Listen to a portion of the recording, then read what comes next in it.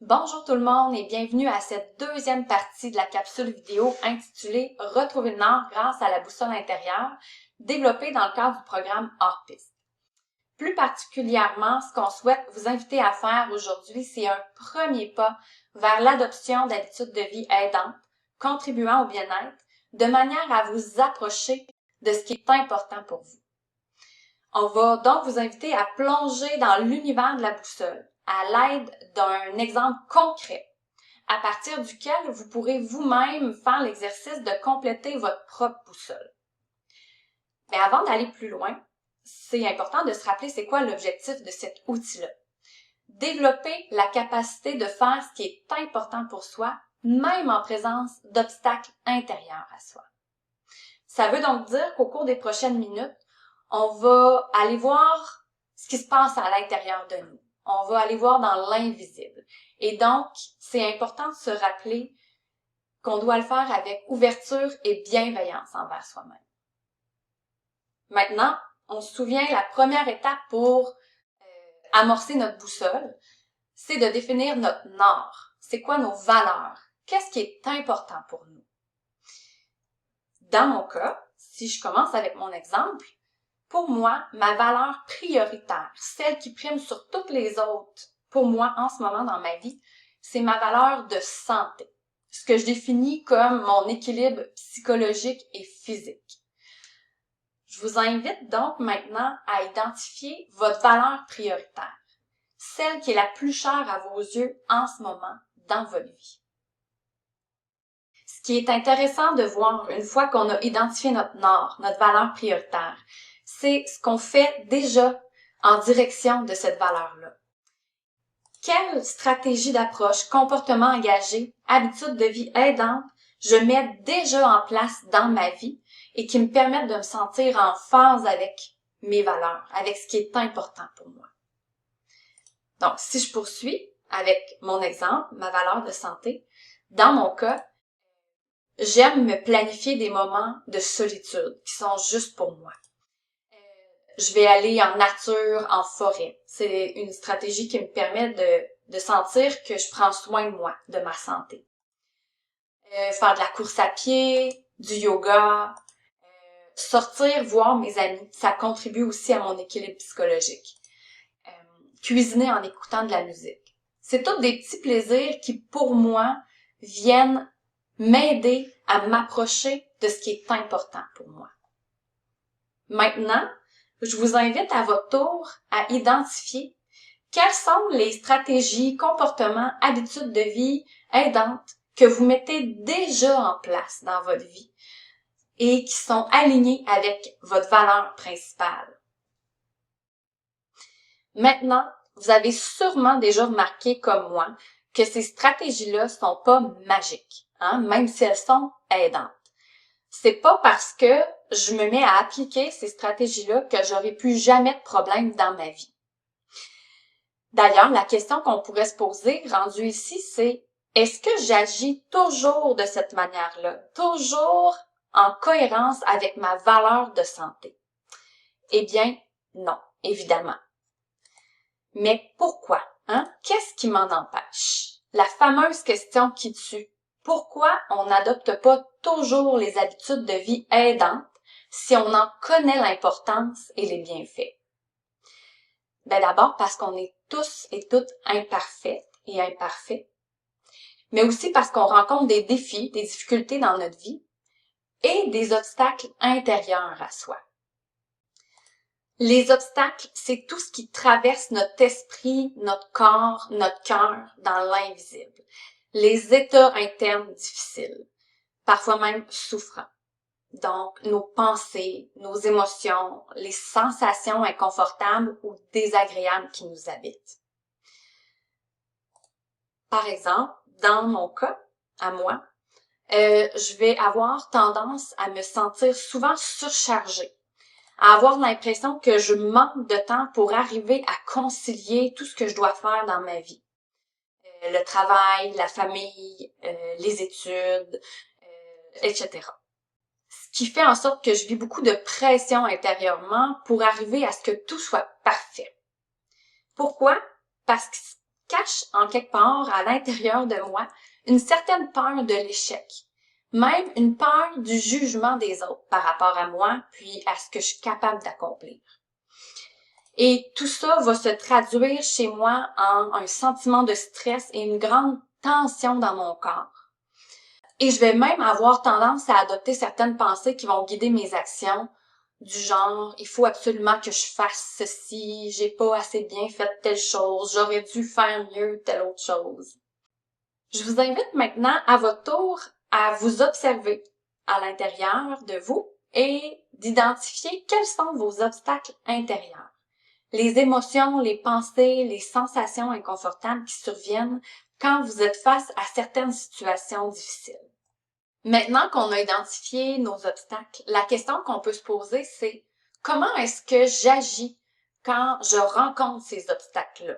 Qu'est-ce qu'on me voit faire dans le monde externe et observable quand je vis des émotions, sensations, des pensées difficiles?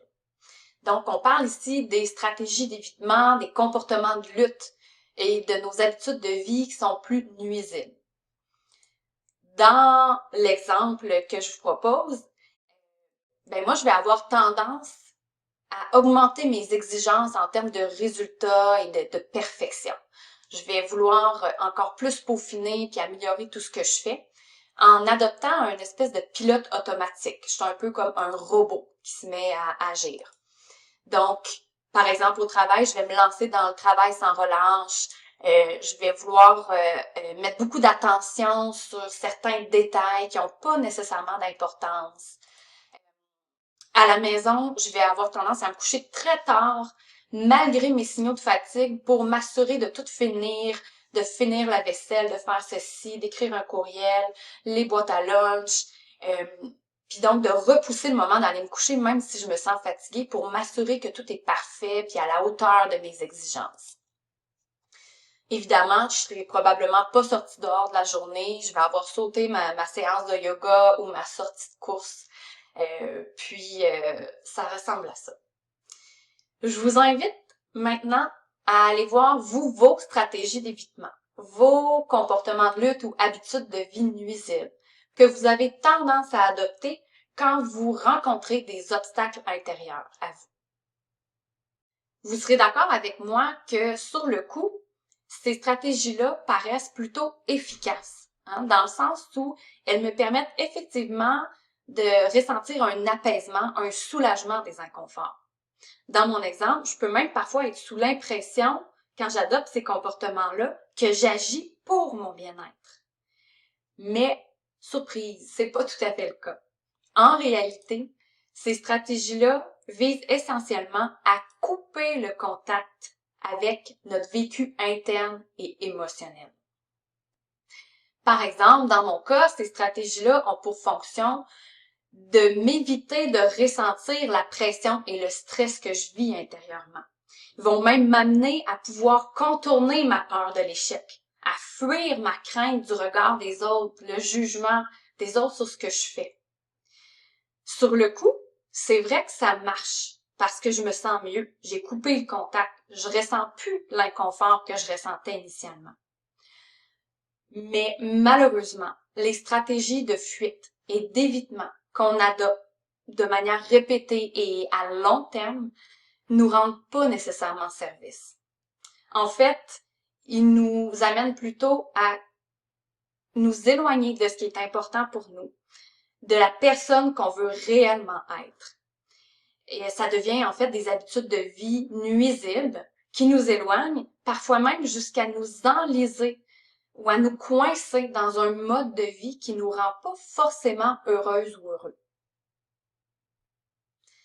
Maintenant, la question qu'on peut se poser, c'est à la longue, quand j'adopte de manière répétée ces stratégies d'évitement-là, comment est-ce que je me sens intérieurement?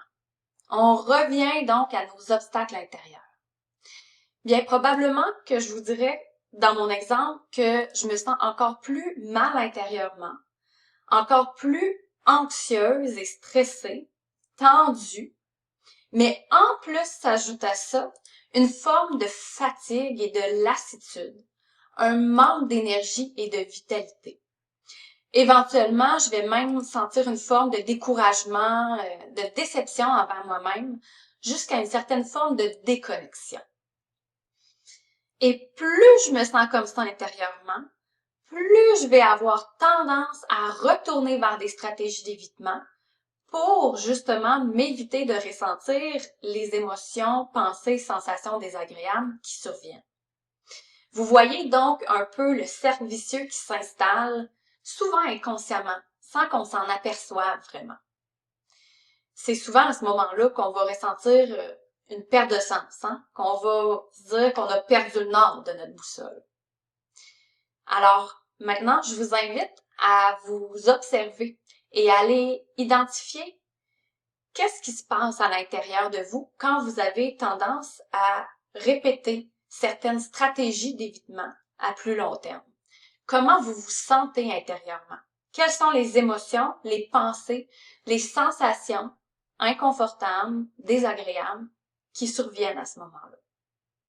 Maintenant, toujours dans mon exemple, si je prenais un pas de recul, que je m'observais avec bienveillance, que je me voyais aller avec honnêteté, est-ce que je me dirais que je me suis plutôt approchée de ce qui est important pour moi, de ma valeur de santé, ou que je m'en suis plutôt éloignée?